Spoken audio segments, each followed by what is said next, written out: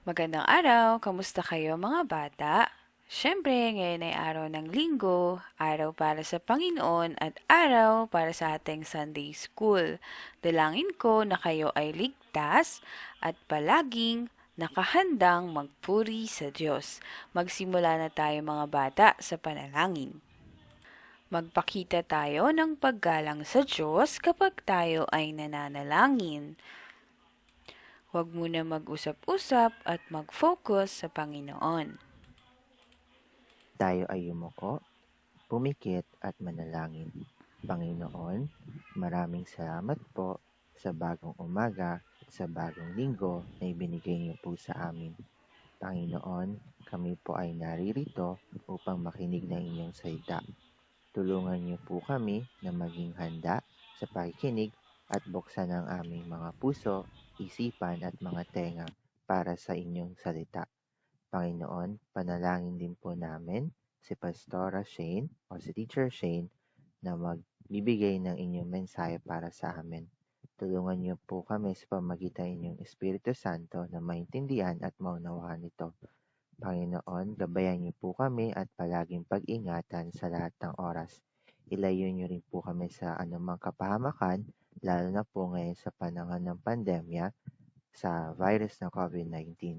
Panginoon, dalangin ko po na lahat ng bata ay maging ligtas sa inyong mga kamay. Ito po ang aming dalangin sa pangalan ni Jesus. Amen. Tayo na ay magpuri sa ating Panginoon. Tumayo tayo lahat at sabayan ang ating sayaw at mga awitin.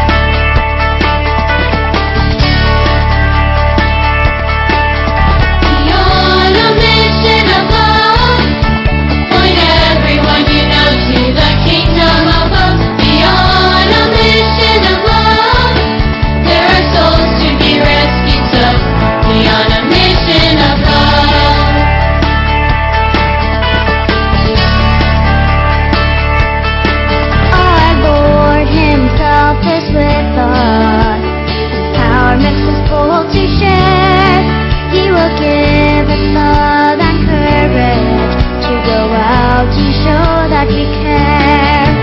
Beyond a mission of love, point everyone you know to the kingdom above. Beyond a mission of love, there are souls to be rescued. So beyond a mission of love.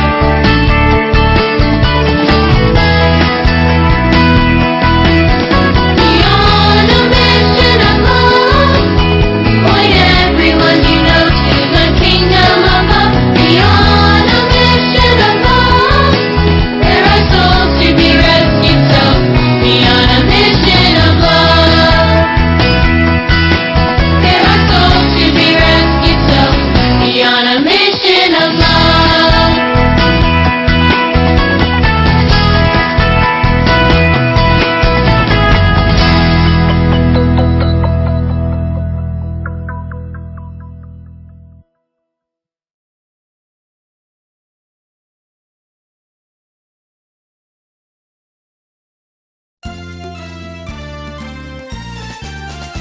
Ako ay merong kaibigan, kaibigan, kaibigan. Ako ay merong kaibigan, Jesus ang pangalan.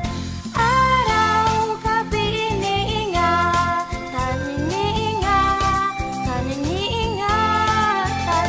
Araw-gabi iniingatan, hindi niya iniwan. Buhay niya sa'kin inialay, inialay, inialay. Buhay niya sa'kin inialay. Jesus, salamat po. Ako ay merong kaibigan, kaibigan, kaibigan. Ako ay merong kaibigan, Jesus ang pangalan.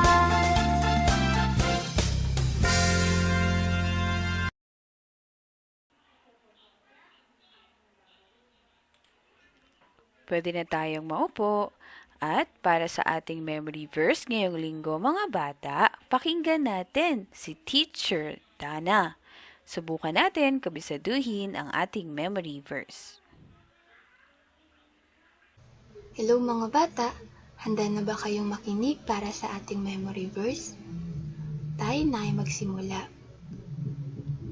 Hindi ba isa sa palaging napapansin ng mga matatanda sa mga bata na nasa 5 or 10 years old ang kanilang paglaki? Halimbawa, ang iyong kamag-anak na matagal na hindi kayo nagkita, mapapansin nila agad ang iyong paglaki kapag ikaw ay kanilang nakita na pagkalipas ng ilang taon.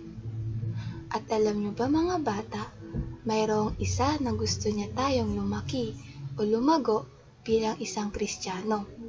Siya ay ang Diyos at mababasa natin ito sa Biblia. Sabay-sabay nga natin basahin.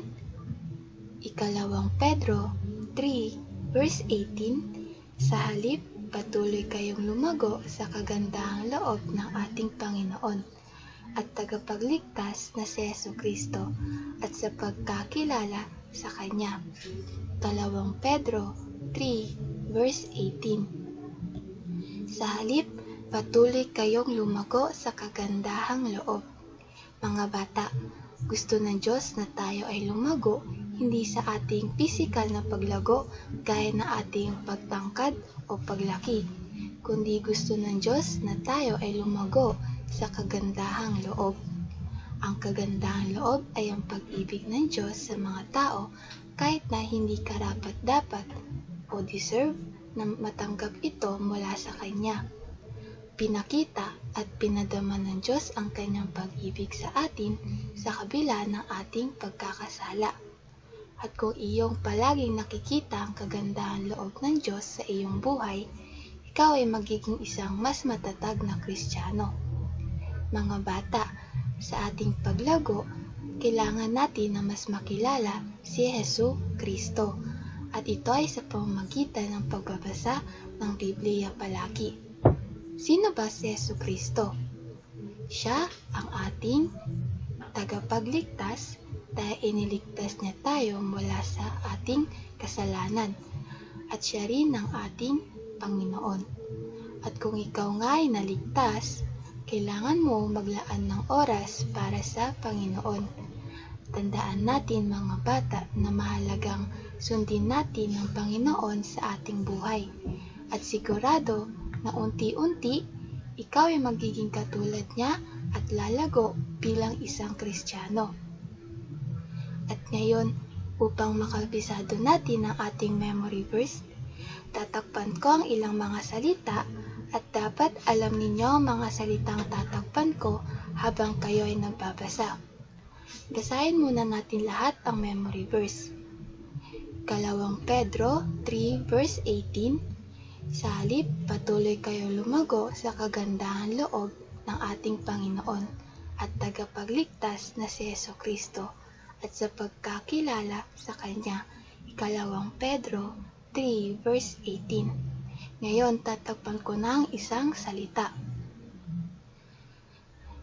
Basahin nga natin. 2 Pedro 3 verse 18. Sa halip, patuloy kayong sa kagandahang loob ng ating Panginoon at tagapagligtas na si Jesucristo at sa pagkakilala sa Kanya. 2 Pedro 3 verse 18. Sinabi niyo ba ang tinakpan na salita? Kung oo, may tatakpan ulit ako na panibagong salita. Basahin natin mga bata. 2 Pedro 3 verse 18. Sa halip, patuloy kayong sa kagandahang loob ng ating Panginoon at na si Jesucristo at sa pagkakilala sa Kanya. 2 Pedro 3 verse 18. Kabisado mo na ba? Sige, tatakpan ko ulit ang isa pang salita. Ayan, 3 na ang tinakpan kong mga salita. Tandaan niyo pa ba mga bata kung ano ang mga salitang ito? Sige nga, basahin natin itong lahat. 2 Pedro 3 verse 18. Sa halip, patuloy kayong sa kagandahang loob ng ating Panginoon at nasi at sa pagkakilala sa Kanya. 2 Pedro 3 verse 18. Isa pa nga mga bata, basahin natin ito. 1, 2, 3. 2 Pedro 3 verse 18. Sa halip, patuloy kayong sa kagandahang loob ng ating Panginoon at nasi at sa Kanya. 2 Pedro 3 verse 18. At sa huling pagkakataon, sabay-sabay nating basahin ng memory verse. 2 Pedro 3 verse 18. Sa halip, patuloy kayong lumago sa kagandahan loob ng ating Panginoon at tagapagligtas na si Jesucristo at sa pagkakilala sa Kanya. 2 Pedro 3 verse 18. Kabisado nyo na ba mga bata? Kung oo, huwag nating kalimutan na mag-video habang sinasabi ang memory verse. Pagkatapos ay isend ito sa ating group chat sa Messenger. Yun lamang mga bata, salamat sa pakikinig.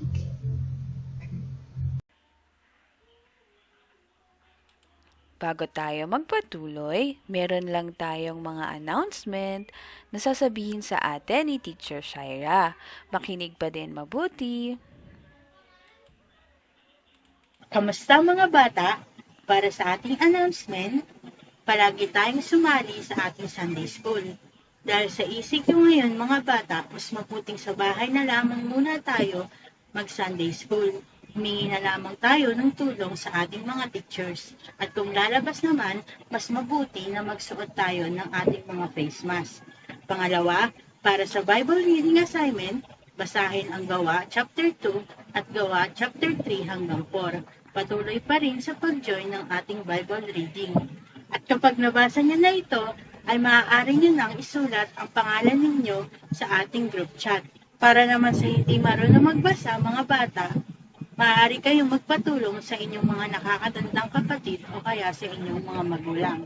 At panghuli mga bata, mag-practice para sa worship action dance assignment. Yun lang mga bata, palagi tayong mag-ingat. Thank you, Teacher Dana at Teacher Shaira. Mga bata, salamat sa mga sumali sa ating worship, dance, project, or assignment. Kapag kabisado nyo na at ready na kayo, magpa-video kayo sa inyong mga teachers. Para sa mga susunod na linggo, ito ay magamit natin sa ating Sunday School Worship. Salamat mga bata, tayo na ay magpatuloy sa ating lesson. At patuloy natin pinag-aaralan ang mabuting balita ayon sa mga kulay. Bago natin makita ang susunod na kulay, tingnan mo nga ang larawan na ito. Ano ang nakikita mo sa larawan mga bata? Tama, mayroong dalawang halaman. At ano nga ang kanilang pinagkaiba? Ang isa ay lumalaki ng maayos, ngunit ang isa naman ay lanta at namamatay. Kagaya ng mga halaman mga bata, importante ang maging malago. Kailangan din natin mga bata sa ating buhay Kristiyano at buhay espiritual ang lumago at lumaki. Kasi kung hindi ito mangyayari, magiging katulad tayo ng isang halaman na lanta at walang buhay. Hindi ba mga bata, kapag tayo ay nagkakasala, tayo ay humihingi ng tawad sa Diyos. At sa pamamagitan ni Jesus na ating tagapagligtas, tayo naman ay nalilinis sa ating mga kasalanan dahil sa dugo ni Jesus at sa buhay niya na inialay niya sa krus. At sa pamamagitan ni Jesus mga bata, tayo ay nagiging malinis at matuwid sa harap ng Diyos. At hindi dito natatapos mga bata. At dahil ikaw na ay matuwid sa harapan ng Diyos, ikaw ay ginawa niyang bagong nilalang. Ikaw ay bibigyan niya ng bagong buhay. Dahil ang banal na Espiritu ng Diyos ay mananahan na sa inyo. At dahil dito, ikaw ay unti-unting magbabago na ang ibig sabihin ay paglago. Ito nga ang huling kulay. Ibig sabihin nito ay paglago sa Panginoong Hesus. Tingnan nga natin ulit. Ang kulay na ito ang nagpapaalala sa akin tungkol sa paglaki o paglago. Bago natin marating ang tahanan ng Diyos sa langit, lahat tayo ay dapat na lumago sa ating buhay Kristiyano dito sa mundo. Mga bata, upang higit nating maunawaan ano ba ang ibig sabihin ng paglago, makikilala natin sa ating kwento ngayon ang isang tao at kung paano siya lumago sa Panginoon. Nakikita mo ba ang nasa larawan? Ang batang ito ay si Timothy o sa Tagalog, Timoteo. Ang nanay ni Timoteo ay si Eunice at ang kanyang lola naman ay si Luis. Ang dalawang babaeng ito mga bata sa buhay ni Timoteo ang nagbigay ng oras upang turuan siya ng tungkol sa Biblia. Siguro simula pa nung maliit si Timoteo, katulad na lamang ng mga bata ngayon sa ating Sunday School. Mga iba hindi pa nag-aaral, hindi ba? Simula nung maliit pa lang si Timoteo, siguro nung hindi pa siya marunong magbasa, siya ay binabasahan ng kanyang nanay at ng kanyang lola. At siya nga ay natuto na pahalagahan mga bata ang pagkilala sa Diyos at pagbabasa ng kanyang mga salita. At siya rin ay nagbibigay ng oras sa Diyos para sa panalangin katulad ng nakikita natin sa larawan. Habang patuloy na kinikilala o nakikilala ni Timoteo ang Diyos sa pamamagitan ng turo ng kanyang lola at ng kanyang nanay, isang araw may isa pang taong nakilala si Timoteo. sa kanilang lugar o sa kanilang tahanan na tinatawag na Listra, ay may nagpuntang isang tagapangaral ng salita ng Diyos at ng mabuting balita. Sino kaya ito? Kung sinabi nyo, si Pablo, tama kayo. Ito nga ay si Apostol Pablo. Ipinahayag ni Pablo ang tungkol kay Jesus, ang tungkol sa mabuting balita, na si Jesus, ang anak ng Diyos na mula sa langit, ay naging tao at ipinanganak bilang isang sanggol, at siya ay nabuhay sa mundo ng matuwid at banal. Gayunpaman, siya ay nabuhay na gumawa ng maraming himala at nagtuturo ng katotohanan tungkol sa salita ng Diyos at tungkol sa kaligtasan. Si Jesus, mga bata, kahit walang kasalanan, siya ay ipinako sa krus, pinarusahan at namatay upang sa pamamagitan niya tayo ay maligtas at mapatawad. At si Jesus, ng ikatlong araw, siya ay muling nabuhay at umakyat sa langit at nangakong muling babalik para sa mga sumasampalataya at naghihintay sa Kanya. Nakinig ng mabuti si Timoteo sa sinabi ni Pablo at siya ay nagtiwala kay Jesus. Mga bata, ano ang nangyari kay Timoteo nung siya ay manampalataya at magtiwala kay Jesus? Ano ang nawala sa kanya? Dahil siya ay sumampalataya kay Jesus, mga bata, at nagsisi sa kanyang mga kasalanan, inalis ang kanyang mga kasalanan, at sa halip, ibinigay sa kanya at natanggap niya ang perpektong katuwiran ni Jesus, dahil si Jesus ay namatay at muling nabuhay upang iligtas ang mga makasalanan. At siya rin ay binigyan ng Diyos ng bagong buhay. At simula nito, mga bata, ay unti-unti nang nagbago at lumago sa Panginoon si Timoteo. Ito rin ang nais ng Diyos para sa ating mga buhay. Hindi natatapos, mga bata, na tayo ay pinatawad at nalinis sa ating mga kasalanan, kundi sa ating bagong buhay, dapat tayong lumago sa Panginoon. Sabihin mo nga, lumago, lumaki. Ano nga ang sinasabi sa ating memory verse? Sabi sa ating memory verse sa 2 Pedro chapter 3 verse 18, sa halip, patuloy kayong lumago sa kagandahang loob ng ating Panginoon at tagapagligtas na si Hesukristo at sa pagkakilala sa Kanya.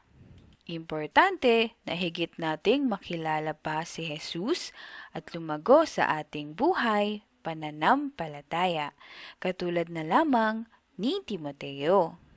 Hindi nagtagal, mga bata, si Timoteo ay sumama kay Pablo sa pangangaral ng mabuting balita sa iba't ibang lugar.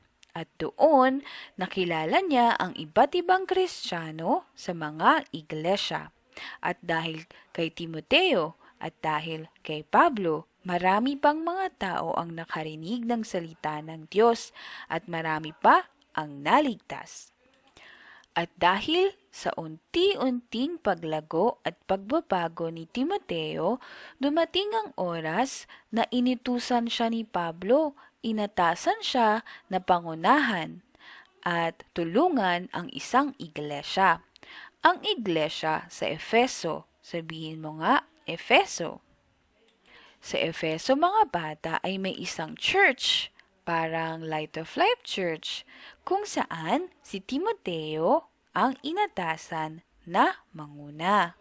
Kahit na pa si Timoteo ay bata pa, siya ay itinalaga na sa importanteng gawain. At alam ni Pablo na hindi ito madali. Kaya upang tulungan si Timoteo sa kanyang paglilingkod sa Diyos at sa kanyang paglago, binigyan siya ni Pablo ng lakas ng loob. Kahit na hindi na sila magkasama at kahit magkahiwalay pa sila, habang si Pablo ay nasa ibang lugar o nasa kulungan, siya ay sumulat kay Timoteo upang tulungan siya sa kanyang paglilingkod sa Diyos. Alamin natin ang mga sinabi ni Pablo ito kay Timoteo. Ito mga bata ay mababasa natin sa Biblia sa aklat ng una at ikalawang Timothy, una, ikalawang Timoteo. At ang mga mensaheng ito ni Pablo ay hindi lang para kay Timoteo mga bata. Ito rin ay para sa ating lahat. Ito ay upang ating matandaan ang lahat ng itinuturo sa atin ng Diyos. Gusto mo ba malaman ang ilang mga itinuro ni Pablo at ng Diyos kay Timoteo para sa kanyang paglago? Alalahanin natin. At sa pamamagitan nito ay malalaman natin ang 5 importanteng bagay para sa ating paglago. Sabihin mo nga 5. Ilan ba ang daliri sa iyong mga kamay? Ito ay 5. Sa pamamagitan nito, alalahanin natin ang mga bagay na makakatulong sa ating paglago. Basahin natin mula sa aklat ng Timoteo. Una, ikalawang Timoteo 2 verse 15. Pagsikapan mong mabuti na iyong iharap ang iyong sarili na katanggap-tanggap sa Diyos, isang manggagawa na walang dapat ikahiya, na itinuturo ng tama ang salita ng katotohanan. Ano ang sinabi ni Pablo kay Timoteo?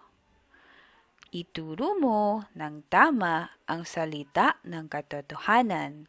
Ano nga ang salita ng katotohanan? Tama kayo, ito ay ang Biblia. Mahalaga para sa ating paglago mga bata ang Biblia. Kaya nga meron tayong Bible reading assignment, hindi ba? Importante na kahit mga bata pa lang kayo ay marunong na kayong pahalagahan ang Biblia, ang salita ng Diyos. Kasi sa pamamagitan lamang nito, tayo lalago sa ating pagkilala kay Jesus. Ikaw ba ay sumasali sa ating Bible reading? Kung hindi ba, sumali ka na ngayon. Ano ang una? Ang Biblia. Alamin naman natin ang susunod. Sinabi rin ni Pablo sa unang Timoteo 2 verse 1. Una sa lahat, ipinapakiusap kong idulog ninyo sa Diyos ang inyong mga kahilingan, panalangin, pagsamo, at pasasalamat para sa lahat ng tao. Ano ang sinabi ni Pablo? Kailangan idulog sa Diyos ang lahat ng bagay. Ibig sabihin, ito ay panalangin. Importante sa ating paglago ang pananalangin o ang prayer. Kausapin natin ang Diyos sa ating mga panalangin. Hindi lang tuwing tayo ay may kailangan, kundi araw-araw sa ating buhay upang magpasalamat sa Diyos at lumapit sa Diyos sa lahat ng oras. Ikaw ba ay may oras sa panalangin? Kinakausap mo ba ang Diyos araw-araw? O hindi? Kailangan nating manalangin mga bata upang tayo ay lumago. Bigyan mo ng oras ang pananalangin, kausapin mo ang Diyos, sabihin mo sa Kanya ang lahat ng iyong pangangailangan, ganon din ang pangangailangan mo na lumago pa sa pananampalataya. Ang una ay ang Biblia, ang pangalawa ay panalangin para sa ating paglago. Ano pa ba ang iba? Patuloy nating basahin sa ikalawang Timoteo 1 verse 8. Kaya't huwag kang mahihiyang magpatotoo para sa ating Panginoon at huwag mo rin akong ikakahiya na isang bilanggo alang-alang sa Kanya. Sa halip, makihati ka sa pagtitiis para sa magandang balita. Umasa ka sa pangyarihan ng Diyos. Ano ang bilin ni Pablo kay Timoteo? Huwag kang mahihiya. Ipangaral, magpatotoo para sa mabuting balita. para sa Panginoon. Isang importanteng bagay sa ating paglago mga bata ay ang witnessing, ang pagbabahagi ng mabuting balita. Tell the gospel. Importante na sabihin natin sa iba ang tungkol sa ating pananampalataya kay Jesus. Siguro meron kayong mga maliliit na kapatid o meron kayong mga kaibigan na hindi pa nagsa-Sunday school o siguro ang inyong mga magulang na hindi pa sumasali sa church. Pwede nyo silang sabihan tungkol kay Jesus, na si Jesus ang tagapagligtas at kailangan ang lahat ng tao ay sumampalataya sa Kanya. Importante na ito ay ibinabahagi natin sa iba upang tayo ay lumago. Ano nga ulit mga bata? Ang Biblia, panalangin, at ang pagbabahagi ng mabuting balita. Tingnan pa natin ang huling dalawa. Patuloy na nagturo si Pablo. Sabi niya sa unang Timoteo 1 verse 5. Ang layunin ng tagubiling ito ay upang magkaroon kayo ng pag-ibig na nagmumula sa pusong dalisay, malinis na budhi at tapat na pananampalataya. Ano nga daw ang dapat magkaroon? Magkaroon ng pag-ibig. Isang bagay ang mahalaga, ang pag-ibig. Unang-una, pag-ibig para sa ating Diyos. Kapag umiibig tayo sa Diyos, ating sinusunod ang Kanyang mga utos at tayo ay sumasamba, nagpupuri at nagpapasalamat sa Kanya. At tayo rin ay dapat umibig sa ating kapwa. Lalo na sa mga kabilang sa pamilya ng Diyos. Dapat tayong magtulungan, magmahalan at magmalasakit sa isa't isa. At kung tayo ay umiibig, tayo rin ay lalago sa Panginoon. Mahalaga ang Biblia, ang panalangin, ang pagpapahayag ng mabuting balita at ang pag-ibig. At syempre, ang isang huling bagay na mahalaga para sa ating paglago ay ang church o ang simbahan. Ngayon mga bata, kayo ay maliliit pa, kaya hindi pa tayo nakakapaglingkod sa ating church. Pero pag lumaki na kayo, pwede na kayong sumali sa ating mga program sa Light of Life Church upang kayo ay tulungan na lumago sa inyong pananampalataya. Katulad ng ginagawa ng inyong mga magulang, kung kasali sila sa ating church, sa ating mga teachers sa Sunday school, mga bata. Kami ay natututo sa pamamagitan ng aming patuloy na pagsali sa church, paglilingkod sa Diyos sa simbahan. Ito nga ay importante para sa ating paglago sa buhay Kristiyano. I-review nga natin ang 5 bagay na ito: Bible, prayer, tell the gospel, love, and church. Ang 5 bagay na ito ay mahalaga para sa ating paglago. Dahil ano nga ang aral natin mga bata, sabayan niyo ko sa aking pagbabasa. Ang lahat ng tumanggap kay Kristo at nagkaroon ng bagong buhay ay dapat lumago sa Panginoon. At ito nga ang itinuturo sa atin ng huling kulay. At kapag tayo ay lumago na sa ating pananampalataya at pagkilala sa Panginoon at sa ating buhay pananampalataya, ang pangako ng Diyos ay makakasama natin siya sa kanyang tahanan sa langit. Pagsikapan natin mga bata na magbasa ng Biblia, magbigay ng oras sa panalangin, ibahagi sa iba ang tungkol kay Jesus, mahalin ang Diyos at mahalin ang ating kapwa, at tayo rin ay maging bahagi ng iglesia o ng church. Dalangin ko na matandaan natin ang natutunan natin tungkol sa mabuting balita ayon sa kulay. Sa mga susunod na linggo, magkakaroon na tayo ng mga bagong lesson mga bata. Mag-iingat kayo. Sa ngayon, tayo na ay magtapos sa panalangin. Magtapos tayo sa panalangin at pasalamatan natin ng Diyos sa lahat ng ating natutunan. Tayo ay manalangin. Panginoon, maraming salamat po sa araw na ito at sa aral na aming natutunan ngayon. Salamat po sa iyong salita na aming narinig. Salamat din po sa pag-ibig mo sa amin nang ibinigay mo si Jesus. Panginoon, dalangin po namin na kami ay iyong gabayan sa aming pagsunod kay Jesus. Na patuloy po kami lumago sa piling niya at mahalin po namin siya ng buong puso. Palakasin niyo po ang aming mga isipan upang maibahagi rin po namin sa iba ang iyong salita. Panginoon, ingatan niyo po kami sa aming mga bahay at gamitin po nawa namin ang oras upang makapag-aral ng iyong salita at mas makilala pa po si Jesus.